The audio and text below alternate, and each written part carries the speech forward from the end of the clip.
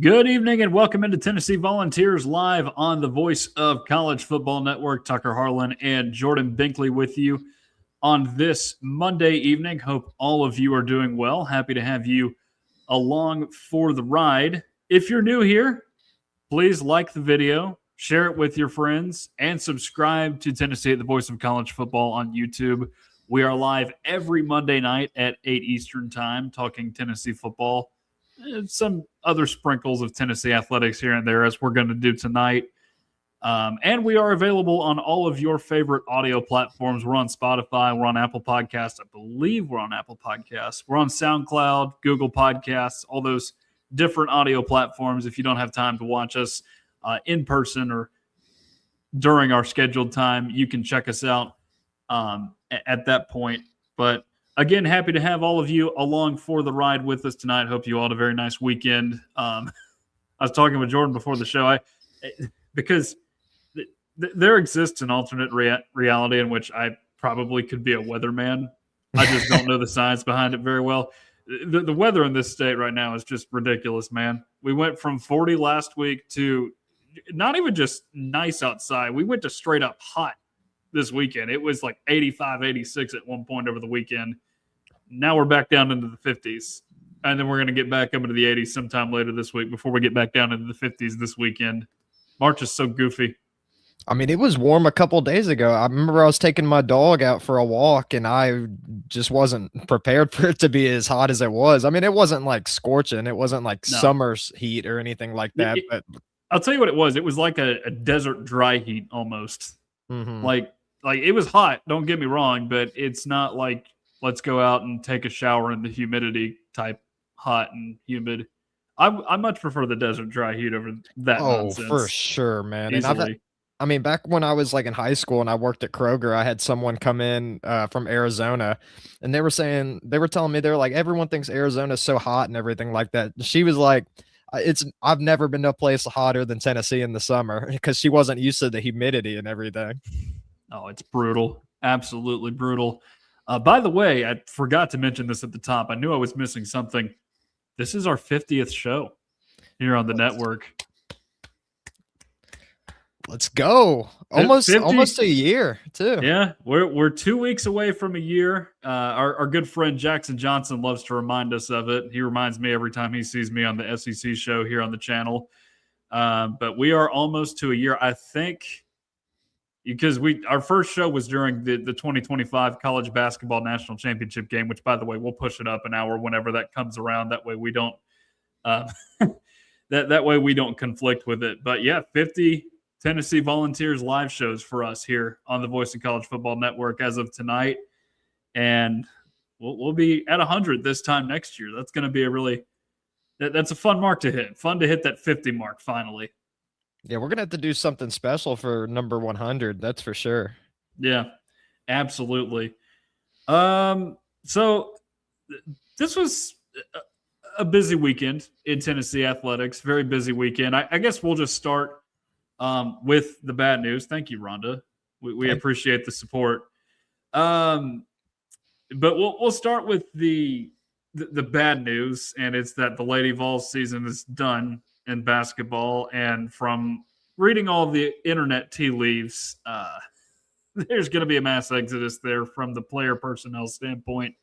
Not so much the coaching staff, but the players are headed for the NCAA transfer portal. I think anybody that watched that team down the stretch could agree that season probably needed to end just after an 8-game losing skid where nothing was going right for that team. So hate that it worked out that way, but you just get to a certain point and you just want it to be over. And that was how that season was. So that's all I feel like addressing at this point on that team. They struggled a little bit this year. Softball team, unfortunately, lost 2 of 3 over the weekend as well, which is it's unfortunate. I think that's their first series loss this year, though, so they can bounce back. It was a road series, too. They're at Florida, so it's not as if it was, in their own backyard there in Sherry Parker Lee Stadium. I'm sure they'll get back to it. They tend to go on long runs in the NCAA tournament.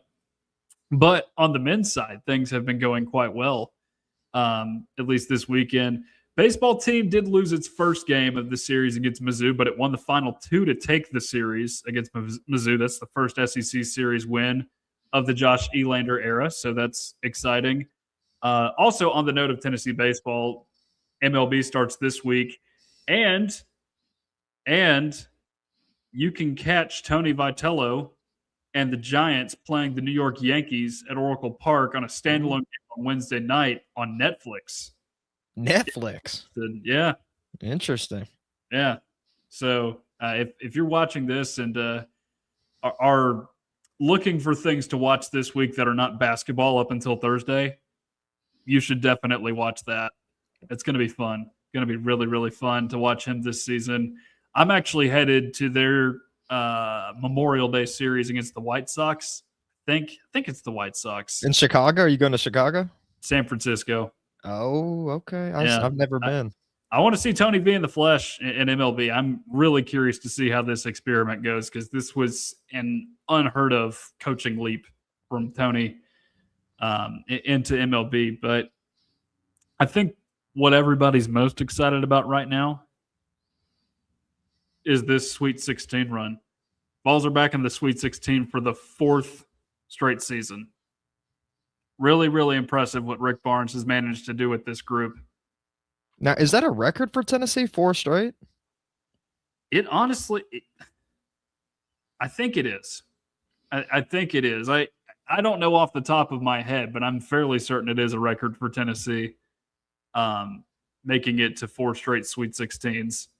Well, I didn't realize how long Rick Barnes been at Tennessee because, obviously I haven't kept up with Tennessee basketball in a while, but I remember when Konzo Martin was there and what was it, Donnie Tyndall? Yes. I remember when they were there and stuff, and for some reason it doesn't feel like it was as long ago as it was, but I found out because I watched not long, a couple minutes of the game, and then they said that Rick Barnes was in his 11th season. I was like, wow, man, time flies. Yeah. It does fly by, and people try to speak his retirement into existence every single year, and they fail to do it. It's kind of crazy, and I think this is one of his best coaching jobs in his career at Tennessee, just in terms of the tournament teams that he's had. I wouldn't put it quite up there with the 2023 team because he got them to the Sweet 16 after just a totally devastating injury for Zakai Ziegler in the ACL tear against Arkansas right before the postseason began. But they got through the first round. They beat Duke in the round of 32 to get to the Sweet 16. Yeah, they lost to Florida Atlantic, but they were lucky to be playing in that game in the first place, just given everything that had happened before then and all the injuries that season. But you look at this team, this is the lowest seeded team Tennessee's had under Rick Barnes to make an NCAA tournament. So not the worst team Rick Barnes has ever had, but worst seeded team that they've had to make the tournament. And they found their way into the Sweet 16. They were playing Miami of Ohio in the first round. And I was watching that game Miami of Ohio game against SMU on Wednesday. And, people were saying, like, this team's scary. They can hit 1,000,000 threes. They hit 16 in that game against SMU and won the game by 10. And I was just sitting there thinking, these are the kinds of teams that Rick Barnes feasts on. The teams that love to shoot the three well don't do well. So I tweeted it. And a lot of people were just like, why are you jinxing it? You shouldn't jinx it. Guess what? Tennessee won the game 78-56, all right? What was there to fear? And not only that, you had a game that very quickly went from Miami of Ohio hitting like 2 or 3 contested threes early on in the game to, I wouldn't even say bricking, just airballing 9 or 10 different threes throughout the end of the first half, well into the second half. Just a brutally bad matchup for Miami of Ohio because they couldn't make threes and they couldn't contest Tennessee's size. So kind of knew that was going to happen just because, and I've seen Tennessee do this against Nate Oates teams. I know they lost the last time they played Alabama, but, Rick Barnes is the only coach to keep Nate Oates under 80 every single time that he's played them since Nate Oates started coaching in Alabama. which is kind of remarkable given how many times Alabama will shoot threes. And then, of course, they got through Virginia yesterday, 79-72. A lot of people said they liked that draw. I was looking at it, and I was like, I don't know, because not only can Virginia shoot the three, but they also have size that Tennessee has, so pretty similar matchup there. Didn't know if it was going to work out well for Tennessee, but you had a lot of different contributions from this team from guys that I don't think many of us were expecting. Obviously, Jacoby Gillespie, Nate Ament did a very nice job yesterday, but like Bishop Boswell stepped up and hit 4 threes. I didn't know he had that in his arsenal. Jalen Carey, who many of us have ragged on all year for his inability to finish at the rim and make free throws, he stepped up and scored 10 points while JP Estrella was dealing with foul trouble. So all around, very nice team win for this Tennessee team. And they're back in the Sweet 16, playing against Iowa State next weekend in Chicago, which I'm interested in that one. I'm not going to say Tennessee won't win that game. Iowa State's playing really well, but they also may be without their best player in Josh Jefferson. We shall see what happens there. So I'm guessing it's going to be at the United Center then, if it's going to be Chicago. Oh, that's nice, man. That's a dream venue for me. Yeah, Jordan's favorite venue right there in NBA at least. Yeah.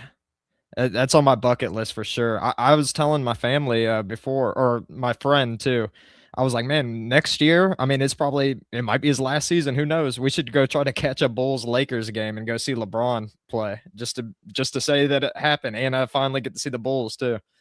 Yeah, one never knows when it will be LeBron's last season. Same thing with Rick Barnes, I guess. But I think there are enough foundational pieces on this team where Rick Barnes has got a few more years left in him. Just doesn't seem like he's going to give up now.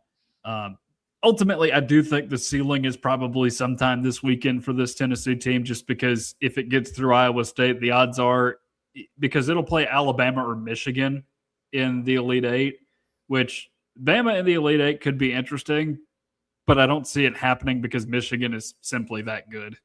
And I hate to say that because Tennessee has been given a lot of grief by Michigan in previous tournaments, 3 in particular that come to my mind. I remember the first one I think you're mentioning. Which one would that have been? It was around like the early 2010s, I think. Yeah. It was the last Bruce Pearl team. Yeah, they forced us to watch it in school, and everyone knew I was a big Tennessee fan. I kept up with basketball during that time. Teacher put it on. She was a Notre Dame fan. I was like, please don't put the game on. I know Tennessee's going to lose. And she's like, does everybody else want to watch the game? And they're like, yeah. And I'm like, don't put on the game. And we lost, and I was upset. I was mad. Yeah, there's been multiple frustrating incidents against Michigan. I think this one would be closer to a blowout than just a close loss if Tennessee were to play Michigan, just to be completely honest. Michigan's that good. Their team has just been that good this year under Dusty May.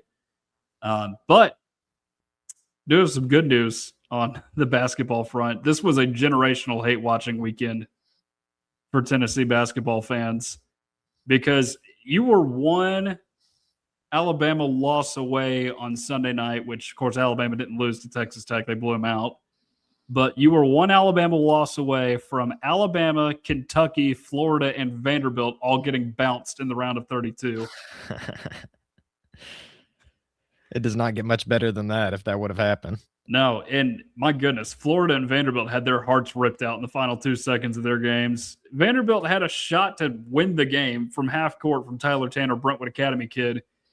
Shot was halfway down, and it bounced right back out. And this is roughly 2 seconds after Nebraska has hit a go-ahead layup on the other end. So Florida got knocked out, because I didn't know that, because I haven't really been keeping up with it, but I thought like Florida was supposed to be like a legit team. I thought they were going to make it at least to the Elite Eight, and then Alvaro Folgueras drilled one with a couple seconds left to go in the game for Iowa, and Iowa knocked them out. And it's funny, Florida and Vanderbilt would have played each other if they had won, so instead we get Iowa and Nebraska in the Sweet 16. Nebraska, fun fact, Jordan, Nebraska had never won an NCAA tournament game until this weekend. What? That's a mind-blowing fact right there. And Iowa has not made the Sweet 16 since 1999. Dang. So they went through years of mediocrity with Fran McCaffrey, solid regular seasons, but never getting out of the first weekend. Ben McCollum gets there in his first year, immediately has them in the Sweet 16 after upsetting Florida last night. And then Kentucky just got pounded. absolutely pounded in the second half by Iowa State. And a part of me is glad that Iowa State won that game, because the one thing that Tennessee's had going for it through this era of Tennessee and Kentucky playing basketball against each other with Mark Pope and Rick Barnes, it's not gone well for the most part for Tennessee. Mark Pope is 4-1 against him in just 2 years, but the one loss is in the Sweet 16 to Tennessee for Kentucky. And the idea of potentially losing the one flex you had on Kentucky in the last couple of years in basketball was a less than ideal prospect. So very good news that Iowa State wound up winning that game, and you don't have to worry about Kentucky fans trashing you again. By the way, they have not made it further than Tennessee in each of the last 5 tournaments. Yet they love to bring up the whole Final Fours thing, which is kind of funny. Well, wasn't there like whole MO under like Calipari too, that like they won one national championship at least, right? But besides that, I think they were just like an NBA factory more than anything. Yeah, well, they were just one and done guys, because they had the platoons team that won every game until it got bounced in the Final Four by Wisconsin in 2015, and then it was just kind of a slow decline after that for Kentucky. Like up until last year, they had not been out of the first weekend since 2019, which is kind of crazy for them. Yeah, I saw a statistic recently. I think they had like 144 players in the NBA, which is like the most ever. Yeah. Tennessee wasn't in the top 40, I think, on there. But you know what? Tennessee, no, they might work their way back around. Maybe. You're only guaranteed 1 or 2 of these guys a year at most if you're the average college, unless you're Duke or Kentucky or Kansas, and then you might get a bunch of them at one time. But one other thing I was going to mention, the teams left from the SEC. It's Tennessee, Alabama, speaking of Calipari, Arkansas. He's less unbearable now that he's at Arkansas than he was at Kentucky. That was just a scumminess match made in heaven, Calipari and Kentucky. But the two grew tired of each other, so now he's at Arkansas, taking them into a Sweet 16. And then here's a surprise one: Texas. They were playing in the first 4 as an 11 seed, and then won 3 games in 5 days to get to the Sweet 16. Wow. But there's no way Tennessee, is there any possibility of Tennessee playing against Texas, or would they have to do that in the national championship? I'm blanking, because Tennessee is in the same region as... Yeah, they're in the same region as Michigan. Maybe the Final Four. Would not be the Elite Eight, though, because it would be either Michigan or Alabama in the Elite Eight. Well, if that was to happen, I would love to see Rick Barnes get one over on his old team. Yeah, well, he's already gotten several on them, so but that would be a funny flex for sure if he was able to pull that off. But that's enough basketball talk for tonight. It's an exciting prospect to see your team in the second weekend every single year, like it has been the past 4 under Rick Barnes. Even though the Bruciferians say otherwise and they're tired of it, he's great at his job. He's been phenomenal at Tennessee in his 11 years here. Which, again, Jordan, it doesn't feel like it's been that long, but it has. Here's the. Go ahead. I was just going to say, if Josh Heupel ends up getting what he wanted, we might see Tennessee go to 4 straight college football playoffs. Yeah. Oh, man. I would love to see that happen. Would love to see Josh Heupel go to 4 straight college football playoffs. And speaking of Josh Heupel, we are a college football channel. We better talk about some of the football. And there is football happening, not games, just practices. It's spring football time here in Tennessee. 1 week in the books in spring football officially. So guys got in full pads, I believe, for the first time today. Other really important announcement in regard to spring football, by the way, kickoff time has been announced for the orange and white game on April 11th. That is at 2 Eastern time. Admission is free, because I think in the last couple years, like, it hadn't been free, at least for students. Somebody had to pay something to get in the last couple years. It used to be free all the time. Now it's free again. I think it was like $15 or something like that, right? Like, not too terrible. Yeah, but again, it was free for as long as I can remember, and then there was like 2 or 3 years where they charged a little bit to get in, and now they're just not charging anything again, which is good. Yeah, especially like if you're in the Knoxville area, like why not just go out there? I mean, like maybe you have a big family, you don't want to go out to the orange and white game. Plus, it's not a real game anyways, it's just a scrimmage. But I mean, like you got nothing better to do. Why not go out and see all these young freshmen and all these especially the transfer portal players, which is probably going to be featured quite a bit on defense this season. Yeah, so I don't want to talk too much about the practices that we've seen, the practice footage floating around, because apparently doing so will get you in trouble. Like not even just hyping somebody up from a mediocre rep, but just simply commenting on a video where you can't recognize the number on one guy because they're all smushed together. Yes, that happened to me. Yes, it happened to me. I quote tweeted Patrick Brown's video of David Sanders blocking somebody who I still don't know who it is. It looks like he's wearing 89, 88, or 98. He said it wasn't 88, which is Carter Gooden. I don't know. I don't know what we're supposed to do with these videos because there was an offensive lineman. I think it was Mitchell Schwartz, the Chiefs offensive lineman, who was like, yeah, this is a terrible rep. Why are people happy about this? Yeah, I'm assuming you're talking about the David Sanders Mm-hmm. viral clip. Yeah, I mean, I got a couple thoughts on it. I mean, like I played offensive line, believe it or not. I played offensive line a little bit in high school. And yeah, his pad level was a little bit high. Maybe there was some holding to it on the play, but I mean, like you got to love his grit out there and his excitement after the fact. I mean, you're talking about like a 19, 20-year-old kid out here, and then he's just like, gonna potentially be the face of Tennessee's offensive line. So, I mean, I don't have any problems with the clip. Plus, his practice. Yeah. Again, like I said, I don't want to get too much into the clips just because,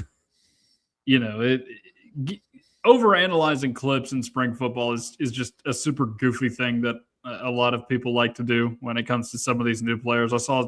See multiple people do it with Tristan Keys and Faison Brandon. And Oh yeah, the Tristan Keys one is ridiculous, and like Like, I know my they man's had coming off an injury. yeah, like torn meniscus or something like that, right? And he said in an interview after the fact, the press conference said that he wasn't going full speed, but everyone just took that and ran with it. They're like, he looks slow as molasses out there. Here's your 5-star receiver, blah blah blah. I mean, it's practice, and the dude's trying to rehab. He's not going to Yeah. go full speed. Yeah. So with all that in mind, I decided it would be a better idea to focus on some of the media availabilities from this week because we've seen a lot of different people talk to the media in the first week of spring practice, coaches and players alike. A lot of new faces in this group as well that have spoken to the media. The first coach to speak was actually not a new guy. It's Joey Halsley. And he said a lot during his press conference, but I didn't have too many takeaways. I did have a couple, though. And one common thread that I picked up on in all of these is the discussion around Derek Owings and how he's changed things in the building over there at Tennessee. One thing that stuck out to me, Halsley was talking about what Derek Owings has helped out with the offense so far. And he specifically said Mike Matthews is sitting right at 200 or over 200 and is moving very nicely, which is exactly what you want to hear.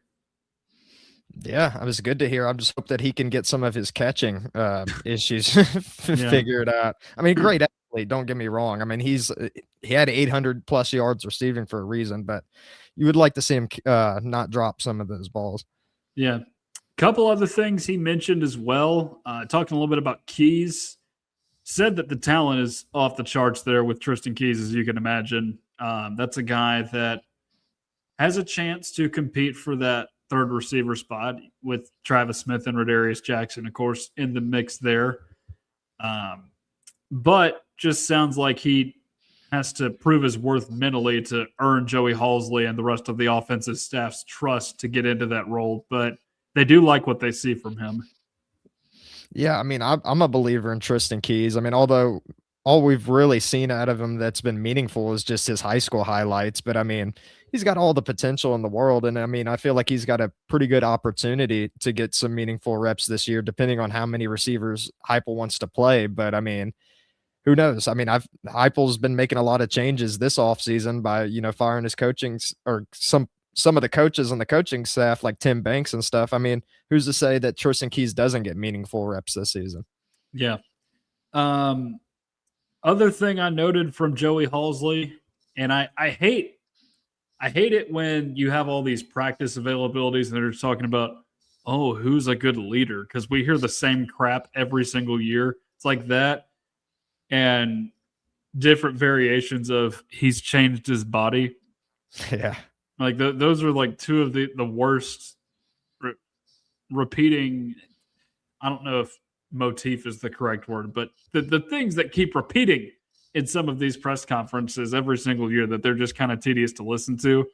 But Deshaun Bishop, apparently a terrific leader in the offense this year. They really like his presence. Guys seem to be gravitating toward him. Which is not a surprise at all. He's got some humble beginnings, but he's come into this offense and done very well for himself in a short period of time. Yeah, a guy that worked his way up, walked on the football team, and had I think 16 rushing touchdowns last season. I mean, I imagine that his words do carry a little bit of weight, and especially how fiery of a runner he is. I mean, he definitely can amp those guys up. Heard a little bit from Jim Knowles as well, and again, I didn't take a ton out of that press conference at all. In fact, Jim Knowles kind of strikes me as a guy. He's obviously very football intelligent, but a guy that could, maybe make some money on a side hustle off of reading audiobooks to put you to sleep. Kind of has like that calming demeanor about him, and that's kind of what I observed in that press conference. But he mentioned something that I thought was really interesting in his potential evaluation. I don't know if guys have done this for him in the past and they're planning to do it at Tennessee, but they have this tackling reel. Yes. That they are using to evaluate different players in the portal and also in high school as well. And it's not just tackles, it's like missed tackles. How did you tackle a guy on this play? How can we tailor this best to yourself? If you're a defender looking to play in a Jim Knowles system, and that sounds like a guy that has a science behind what it is he's doing, and we like to hear that. Yeah, I mean, I'd love to hear all about that. When news was when all that was coming out on Twitter, I'm like, I'm so glad that he's doing that, because that was one of Tennessee's biggest glaring issues from last season was tackling. And I saw a statistic online that Tennessee had 147 missed tackles in 2025, which would be 29 more than it was in 2024. It was clearly an issue, but I did see another interesting thing from Jim Knowles in the press conference too. Just to like sum it up, he was saying that Tennessee's not going to be tackling in live practices, which apparently a lot of other colleges do too, but I'm not a huge believer in that, to be honest. Yeah, I understand the concern there, and the real concern is about the injuries. You don't want to get your players banged up on both sides of the football. You don't want all kinds of injuries in practice, much less landing on helmets and that being the truth. But you've got guys to think about on both sides of the ball. You don't want to get people hurt. So in a way, I get what he's saying, although it is somewhat disappointing, I think, to hear that now. Yeah, I just don't know how you fully simulate tackling. Like, I don't know what all goes into college football's like training and everything like that, but I know from my experience playing football, like hitting dummies and stuff like that is much different than actually going out there wrapping up and like putting a guy onto the ground. And I feel like, especially if you had to go against some of these bruising running backs, like Illinois had a dude that was like 250 pounds or something like that. Like, good luck trying to tackle that at full speed if you're not used to, having live reps, or at least in my opinion. I mean, I can't imagine like going out there and just hitting dummies and then trying to go out and tackle a dude that's 50 pounds away from being 300 pounds. Yeah. Yeah. It's not a fun prospect to think about. But again, they wouldn't have been doing that as much in 2024, I don't think. At least doing live tackling reps under Tim Banks. Yeah, I don't think Tennessee's been doing live tackling much for a little bit now because I think most college programs don't do it as much anymore. But I feel like you see a lot of players get hurt nowadays, and you don't see as form of tackles like you did back in the day. No, no, it's definitely an art that's losing its luster. But maybe the tackling reel can help you out a little bit there, show you what you need to do better in game, and you can work on your technique during practice on the dummies, the donuts, all that fun stuff. Rhonda mentions this here, and this is actually a good segue into what I was going to mention next with the strength and conditioning, nutrition, because this group is talking a lot about where they are on the scale right now, and where they're improving both in gaining and losing weight. In some cases, losing weight. The big question is George McIntyre going to have enough mass on him to be able to sustain getting hit in the SEC? And I think Brent Hubbs actually joked, like, are you tired of getting asked about weight questions at this point in your career? When they were talking to him last week, but he said he's up to 202 at his last weigh-in. They're targeting 210, and that seems like an attainable number by the summertime. Said he was 180 coming into Tennessee. That's Which is skinny. I was 185 at the beginning of this year, man, and I'm only 5'9". Yeah. I'm not 6'6" like George McIntyre.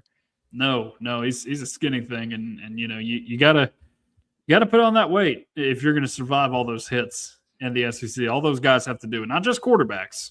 You see defensive players, defensive linemen, offensive linemen too, for that matter. You got to get them up to around the 300 range. You don't want any 285 pounders roaming around out there. Yeah, especially the offensive line, man. No, not at all. Another thing that I found to be pretty interesting from McIntyre's availability is that he kind of hinted that they had not been weighing in every day under Kurt Schmidt. And I'm assuming most people and most programs, like it's not an all the time thing, but you do probably have to weigh in at some point just to make sure that everybody is where they need to be. But it sounds like they're weighing in every day under Derek Owings, which is good. You need your strength and conditioning staff to have a hold of, really every element of both the strength and nutrition as well. It also sounds like I don't know if it's just him specifically or just the rest of the strength and conditioning staff. I know the nutritionists are down there. He said they're down there for meals, was the quote from George McIntyre regarding the staff when they're down there eating. And that's a good thing. That's a good thing. And it sounds like that's not something they've done in the past either. Yeah, and for what I've seen on Twitter, I mean, it seems to be pretty good and healthy food too. It's not just like, slamming back chocolate milks and eating peanut butter and jellies. Like it seems like they're actually focusing heavily on the nutrition and everything, which is good. I mean, because you got to have, it's not all about just bulking up. You got to be able to have the fuel and, feel good out there. Like you don't want your players out there drinking Fagos and then going out to practice. I mean, that's just the recipe for disaster. No, you don't want that at all. But of course, you got to hear from George McIntyre. Got to hear from both of the other scholarship quarterbacks on this roster too, Faison and Ryan Staub. And let me tell you, Faison does not sound like a guy that is a freshman in college at all. He sounds like a very, very, very experienced very experienced college player at this point in his career, even though he's only a freshman, I guess is what I'm trying to say. Describes himself as a good pocket passer that can use his legs when a play breaks down. That's good.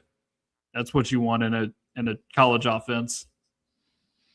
Yeah, and I saw an interesting thing online. I didn't watch the actual breakdown of it. I mean, I guess it's not technically spring practice related, but I'm sure a lot of people that are watching right now are familiar with Brooks Austin. Well, Brooks Austin said that if he'd be willing to put money on Faison Brandon being the starter for Tennessee this season. Really liked his film. Yeah, I can see it. It's not a battle that has been decided yet. And, obviously with George having been in the system for a year, you like his odds there. But at the same time, Faison was described as more of a specimen by somebody. I think it may have been Ryan Staub, uh, than George McIntyre. But, I just think from a physique standpoint, and if the mechanics are there, then I feel like you absolutely have to lean in his direction.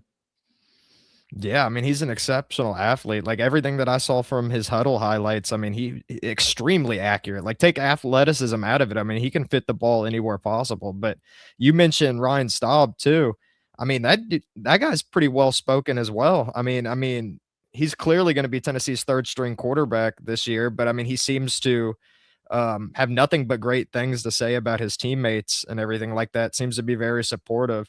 And I know that you probably saw the interesting comment that he had about, in a roundabout way, it was about Colorado. I don't think he outright mentioned them, but he said that he's never like experienced this much coaching before, which is, I know people took that and ran with that. Professionalism was the word that I heard him use in that press conference, but it seems like a very nice guy, very happy guy to be around. Says that he's a big fan of Knoxville, would like to get to some more restaurants, but he seems like he's taking it in at Tennessee. So a guy that you definitely want to root for in life. Says he's a big fan of Deion Sanders too, but this is by far the most professional college system that he's played in so far, which is speaking highly of Tennessee, but could be taken out of context and meant as like a backhanded remark at Colorado.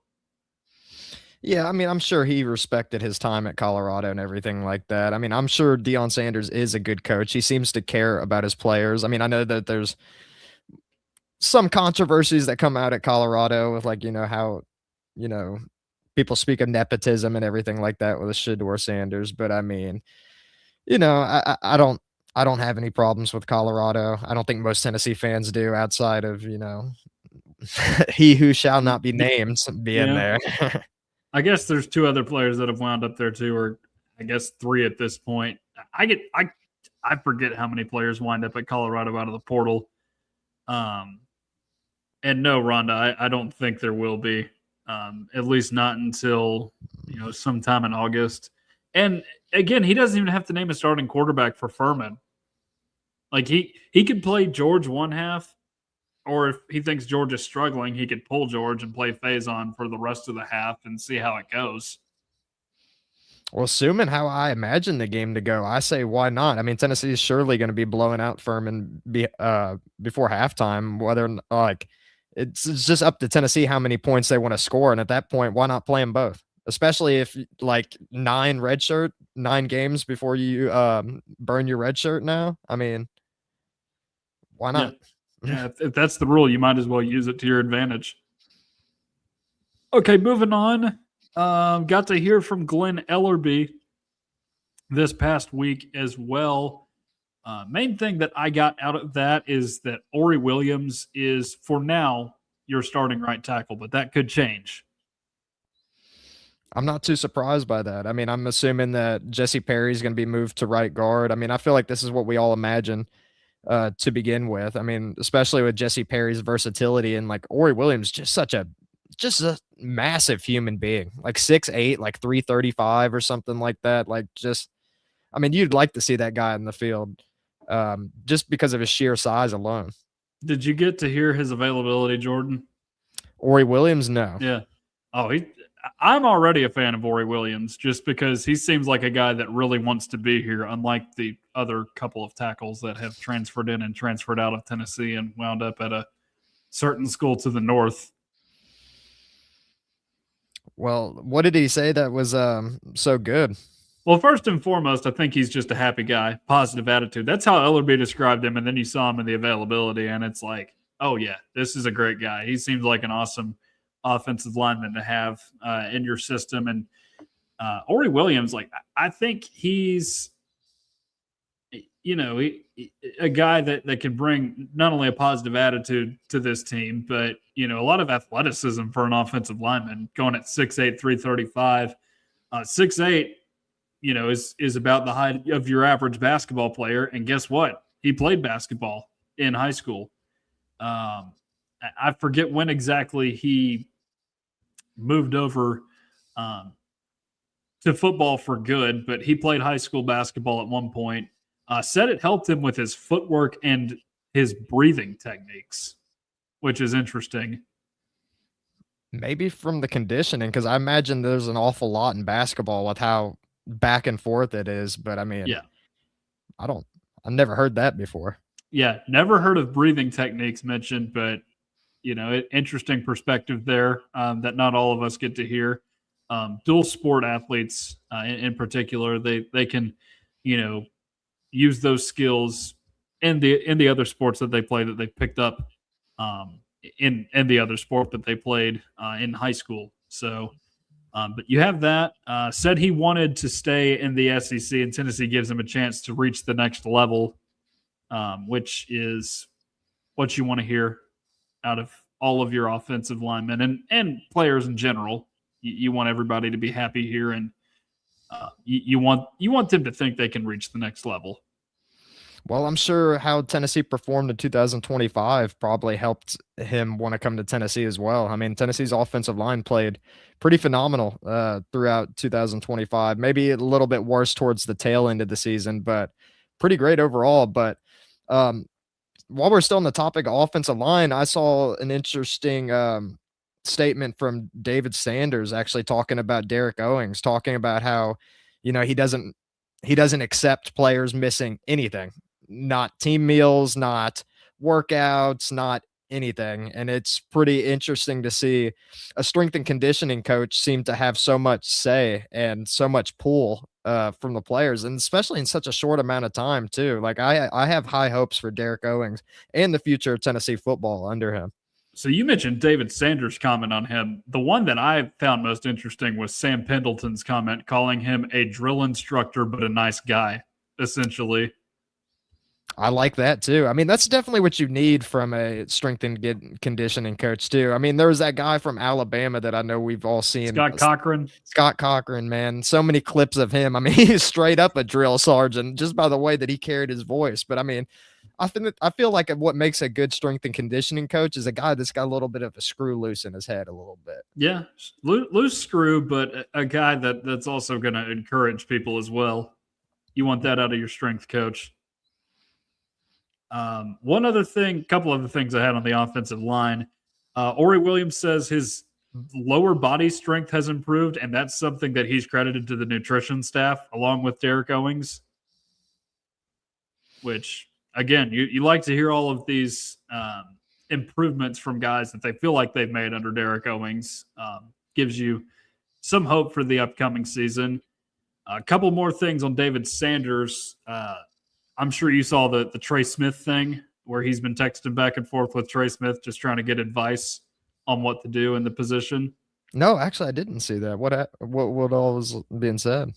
Yeah, he's just texting him, checking in on what he needs to do to succeed in the college level, and he says that he models his game after Trey Smith as well, which that's always great to hear because that's a guy who was awesome at Tennessee and I really has had a significantly better NFL career than he had at Tennessee just because of all the medical stuff he dealt with his first couple of years in Knoxville.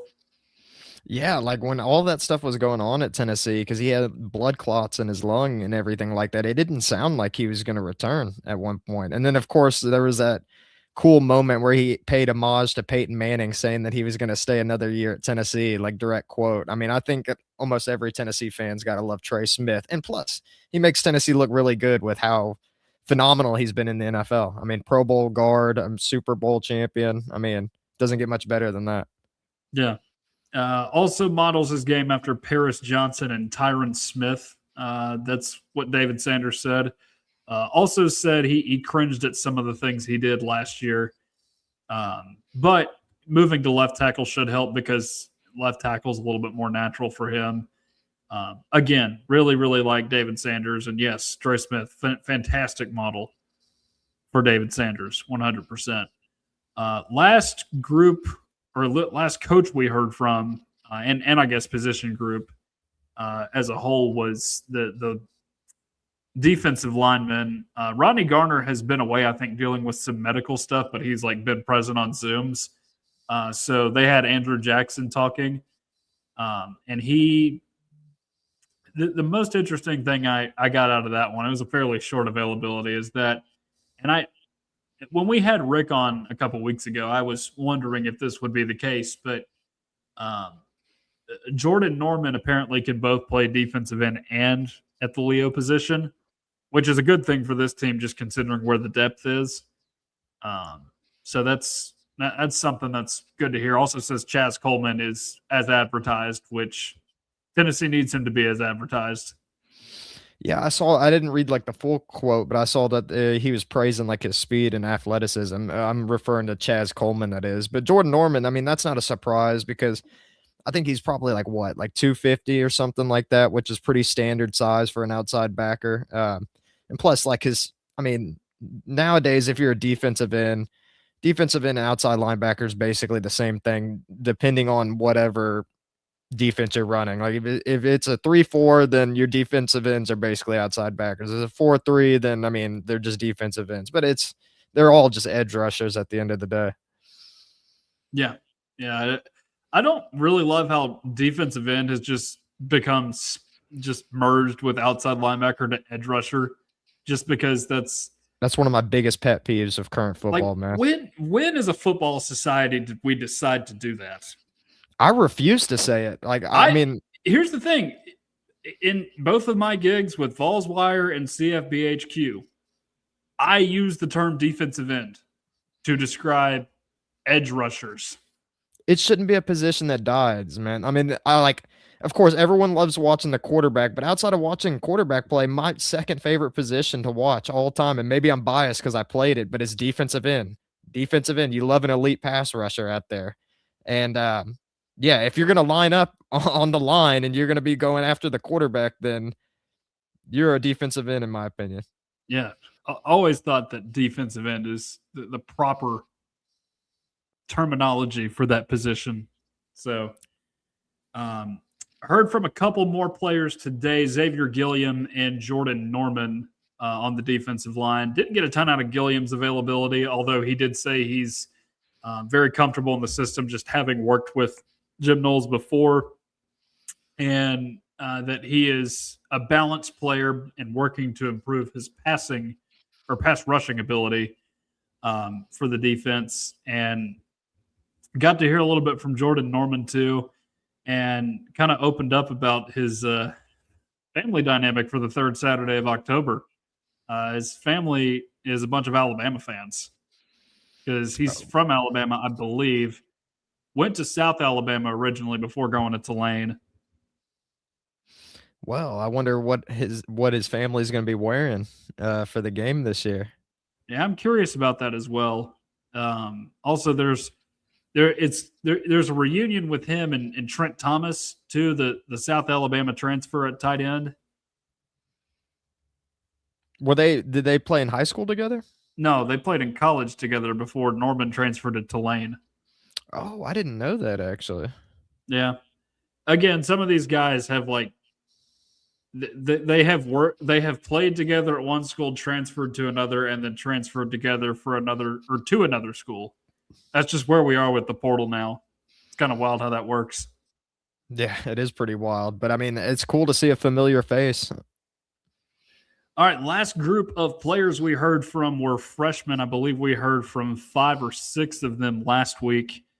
And, you know, I try not to judge too hard on guys and their first impressions in media because sometimes they don't always mean everything. Like, for example, Arion Carter, his freshman year was pretty reserved. He's not like that at all now. I thought Shandavian Bradley was going to be a fan favorite his freshman year. Where is he now? Not at Tennessee. But looking at some of these freshmen, I was impressed by a lot of them. The first one they had was Gabriel Ascenda, of course, coming in on the offensive line. Thought that he's a guy that knows football really well coming out of Baylor. Again, another guy that seems like he's almost more of a vet than he is a freshman at this point. says that he has actually lost some weight, and they're trying to keep him around 330. One of the few guys that I would say is probably going to be losing weight coming into college football for this Tennessee team. The other thing that caught my attention, and Kamari Blair also echoed this in a later media availability, it's not that hard to switch from the right side to the left side of the offensive line. Take notes, Gerald Mincy and Lance Hurd. Well, I'll say, like, when I played offensive line, yes, you could play both sides. I never played tackle, but I felt a lot more comfortable at the right guard position than I did the left guard position. Maybe it was a mental thing. I don't know what, but I guess you kind of have like your favorite places to play in the offensive line if you're an offensive lineman, but maybe it isn't too hard to adjust. Yeah, but Jordan, these guys have been playing football for so long now. And not only Oh, that, yeah. they're getting paid to do it. Oh, yeah. I mean, they're practicing in all their free time and everything like that. That wasn't me. I mean, I go to practice, go home, watch TV. So I wasn't getting paid though. No, but really like what I heard from Ascenda. Joel Wyatt, little more reserved in his first availability. He's playing safety and thinks that is going to be best for him in college as opposed to playing wide receiver, which he played a little bit of in high school, just in terms of getting him to the next level, but overall didn't get a ton out of that availability. Got to see Kamari Blair talk a little bit, as I mentioned earlier. I was impressed by him too. That's a guy that seems like he's very comfortable in his own skin. And he also said something that interested me about Kirkwood, his high school. They model their offense after the Heupel offense. So he's already very comfortable in the Heupel offense. Well, you like to hear that. I mean, I'm sure there's going to be more products coming out of Kirkwood if that ends up being the case. But I mean, yeah, good. I mean, I guess an easier transition. Yeah, another guy that's kind of a specimen. Unfortunately, he needs 15 more pounds for his ideal weight. He took a significant step back, both in size and strength, because he had a stomach bug kind of recently. So he lost a ton of weight, and he's having to gain it all back, which is unfortunate. And again, I don't think he's going to be a major player this year for this Tennessee team. But, you know, in a few years, he will be important. So he's got time to get that weight back, I think is the important thing here. But unfortunate that had to happen to him. Do you know how much weight it was by chance? I'm trying to think. I want to say he's slimmed down to like 250 at one point, and he's like back around 280 now. Okay, that's quite significant. Yeah, it got him bad from what it sounded like. Yeah, I mean, you got to put on that weight quick. That's a huge difference. That's a good way to get hurt. Yeah. Yeah, no, we don't like to hear about guys losing weight unless, you know, you're a little overweight, like say Gabriel Ascenda, for example, but they like where he is now. Got three more that we heard from this week. TK Keys, Tristan Keys, whatever we're calling him now. He got to talk with the media. And let me tell you, he seems like a very likable player, just based on his personality. He likes everybody that he's getting to work alongside with Braylon Staley, Mike Matthews, all the other guys in the wide receiver room. But let me tell you, you can tell he's a wide receiver. Yeah. I'm not calling him a diva, but he's a little more outgoing than, you know, some of the average players on a football team. Hey, a lot of the great receivers were little bits of divas. I mean, look at Terrell Owens, look at Chad Ochocinco back in the day. I mean, I feel like that's a position where you grow to expect it a little bit, and you don't have a problem with it until it becomes a problem, like complaining about not getting the ball enough or anything like that. But I mean, you like to see drive in a player. Yeah, absolutely. Said he models his game after T. Higgins, Oak Ridge product, and CeeDee Lamb. Two receivers of very similar stature to Keys. Yeah, I mean, those are some pretty good models to look after right there. I mean, especially CeeDee Lamb, too. I mean, one of the best receivers in the NFL currently. So, I mean, yeah, it's always interesting seeing who these players like looked up to and everything like that. Like, I hear that Marshall Manning looked up a lot to Josh Allen. Although his dad's Peyton Manning. So, I mean, Yeah, Josh Allen is an interesting comp for anybody from the Manning family, unless you're Arch, I guess. yeah. And even Arch is not really built like that. No, but at least he's got a little bit of the wheels going on like Josh Allen does. He does. We did get to hear from both freshman linebackers. TJ White, main thing I took away from him was that he says the Knowles defense is actually pretty simple if you study it closely. That's Another positive. guy that I thought is very comfortable in his own skin, very mature for a freshman. Braden Rouse strikes me as a guy that could be a future coach one day in football, whether that's in college, high school, or the NFL. Says that block destruction is as important as tackling, and a guy that is also had a prior relationship with Jim Knowles in his recruiting. I think maybe from when Ohio State was recruiting him. I just find it so interesting how many freshmen have been available for these press conferences because I feel like if we flash back to like 10 years ago, I mean, how many freshmen were really out there? I know Alabama had a direct rule against it under Nick Saban. So, I mean, Yeah, it's good to hear these guys speak.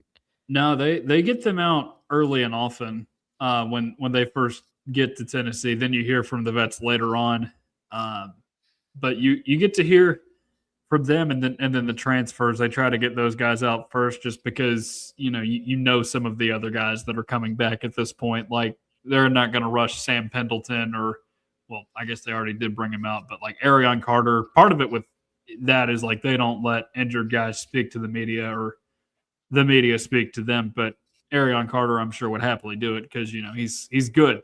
He's good around the media. The other thing that I saw that Rouse mentioned said that he added 15 pounds in this offseason, which is, again, good. Derek Owens is doing his job, getting all these guys in shape, and I'm sure we're going to hear more of that from some of these other people and their availabilities. Yeah, 15 pounds is pretty significant because I don't remember him being that small to begin with. I'm about to look up what he's listed in. Okay, well, Well, maybe he was on the smaller side. Yeah, it says he's 203. yeah, because he was like a hybrid between a linebacker and a safety when he was in high school. Yeah, but I just thought that he was bigger than that because what I've seen from pictures, he didn't look like a small guy. I mean, not that like it's small to begin with, but I mean, yeah, 15 pounds, significant. But at 215, he probably needs to get up to like 230, 235, but he will. I mean, he's going to be a freshman, and especially with Derek Owens on staff. I mean, he's going to beef them up. All right, so that's all I've got on spring football for now. Again, we'll have plenty more in these next couple weeks, really up until the orange and white game on spring football. Before we go, a couple of recruiting notes for us. Not a ton of heavy recruiting news this week, although we could potentially have some later on, as I'll get to here in just a second. A couple guys have named Tennessee in a cut of their schools. Today, four-star offensive lineman Terrence Smith from Pennsylvania, he listed Tennessee in his top 5 schools along with Auburn, LSU, Florida, and Rutgers. I guess Rutgers is just a local school in the mix there, relatively local. I don't know how close where he's from is to Rutgers. But he does have an official visit scheduled for June 12th to Tennessee. Rucker, that's so interesting. Is Greg Schiano still there by chance? Yes. Wow. Yes. What it could have been. I think this is a hot seat year for him too, funnily enough. Yeah, probably because I mean I haven't heard much of Rutgers since they hired him to begin with. That's why I didn't even know if he was still there. He's actually had a couple winning seasons, just not within the last couple years there, I don't think. Well, I mean that's kind of saying a lot because I haven't thought about Rutgers since they had like Ray Rice. Yeah. 4-star offensive tackle Brian Swanson from Dallas has named Tennessee in his top 8 schools. I don't know if it's going to be as strong of a pull for Tennessee in this recruitment process, just because he is from Texas for one, and two, a lot of SEC schools, particularly those close to Texas, Texas A&M, and Oklahoma. LSU, another one that's in the mix for him, are looking there. I think like SMU and Arizona State are a couple of the other ones in the mix for him as well. So I don't really have as much confidence in Tennessee to get him compared to some of the others out there. But Tennessee has made at least one cut for him, which is good. Yeah, that's some steep competition right there. I mean, right now with Texas and with NIL being as big as it is and how much money these Texas schools have, it's going to be tough. I mean, even for a team like SMU, like don't be surprised if you see them getting recruits. Yeah, I did see another defensive end. I think it's Derwin Fields is his name. I remember this because when I was looking for pictures to post on the story, it kept showing Derwin James. Yeah, that's the But first obviously Derwin his I name think is of. Derwin Fields from Mississippi. I believe at least Ole Miss, maybe LSU is in the mix there, but I think Tennessee's entered like his top 5 or 6 schools as well. Again, don't know how hard Tennessee's pull is there to try and get him, but we shall see down the stretch. A couple of these guys, like Swanson and Fields, both, I don't think have gone Oh, on yeah. visits. We do need to address this, Yeah. actually. T. Martin going to LSU with Kiffin. It's interesting. He's just working as an analyst, so Butch Jones at Alabama type thing. Yeah, I've seen some interesting thing. Like I got a notification for some reason, but someone tweeted out, I don't remember who it was. But some Vols fan was like, he's just shouldn't be considered a VFL anymore after going to LSU. I'm like, I completely disagree with that. I mean, the man's just taking a job. I mean, you know where his allegiance lies. I mean, you just got to do what's best for yourself. I don't hold any like I hold a lot of anger towards Lane Kiffin, of course, still, but Lane Kiffin didn't play at Tennessee. T. Martin won Tennessee a national championship. It's unfortunate to see him at LSU, but I mean, oh well. I mean, he was at Tennessee briefly as a coach. I mean, Yeah, he he's been in paid his multiple dues. places. Alabama, if I'm not mistaken, once upon a time. Yeah, I think you're correct. So, I mean, if you're gonna get mad about LSU, you got to get mad about Alabama as well. Yeah, got to get mad at a guy for taking a job anywhere. But hey, you know, maybe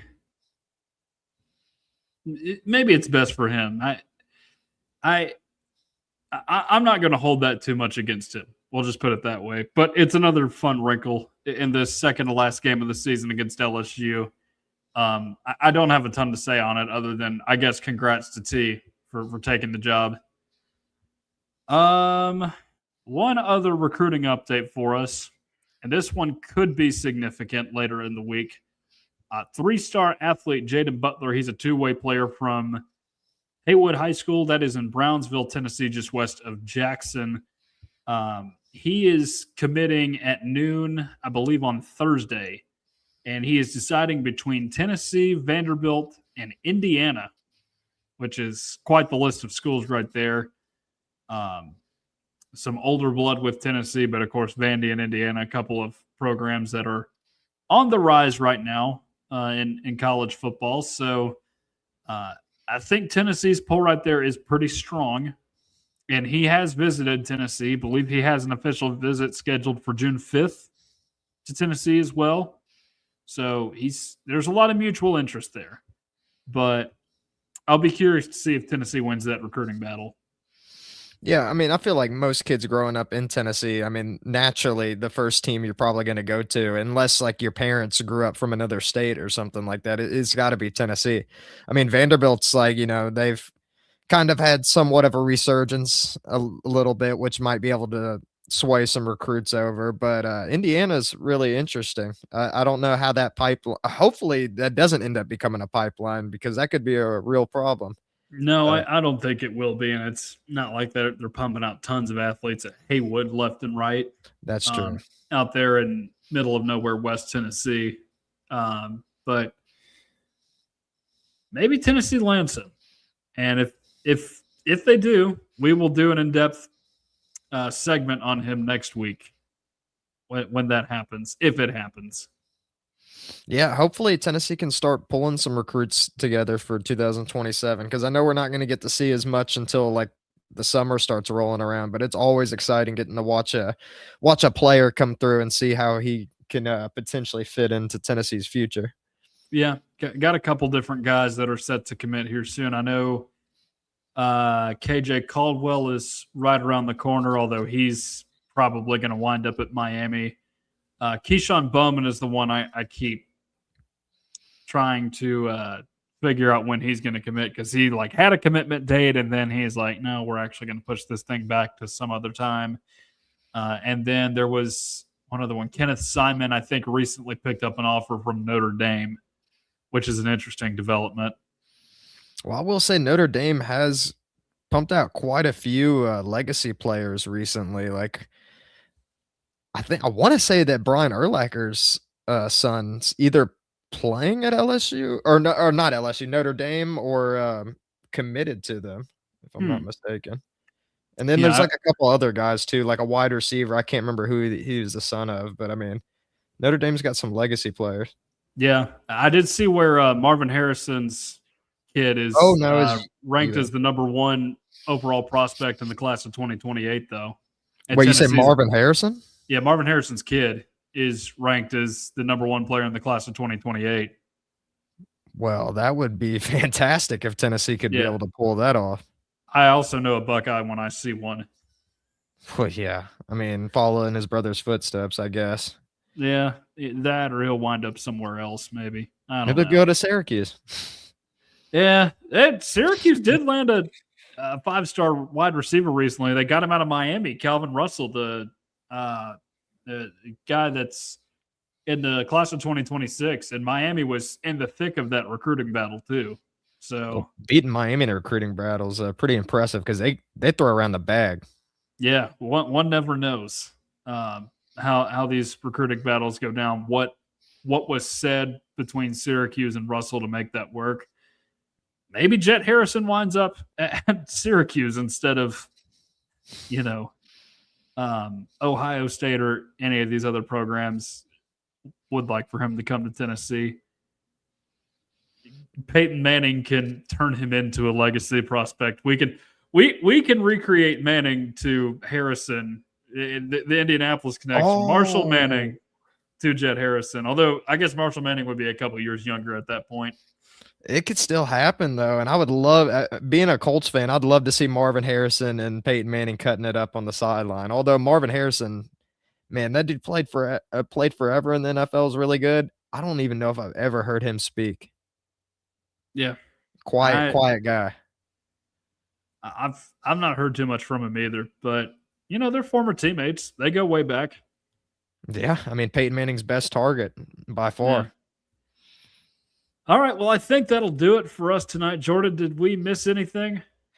Let me pull up. I know about the T. Martin thing. Oh, you mentioned one other thing to me that I completely neglected to address this week. Ben Bolton stepping away from the program. Hate to see anybody leave Tennessee. I know we haven't exactly been kind to him on this show, me in particular. Again, hate to see anybody leave Tennessee for any reason. But I do just wonder. It could be a personal situation, and I don't want to speculate on what that could be. But I also just look around at the linebacker room and just think, where would he fit in? I don't know, because the linebacker unit is probably Tennessee's deepest position group, believe it or not, for this season. So I don't know, but I mean, you hate to see someone walk away from the game. Hopefully he's like mentally okay and everything like that, because if I'm not mistaken, he's a senior this year, right? Yeah, I think he was going to be a senior this year, or was like a redshirt senior, one of the two. Yes, I mean, I'm blanking on what it was exactly. I mean, if he's a senior, I mean, it's got to be a tough adjustment, playing football from a young age and then, having to move on after that. So yeah, hopefully he's okay. Yeah.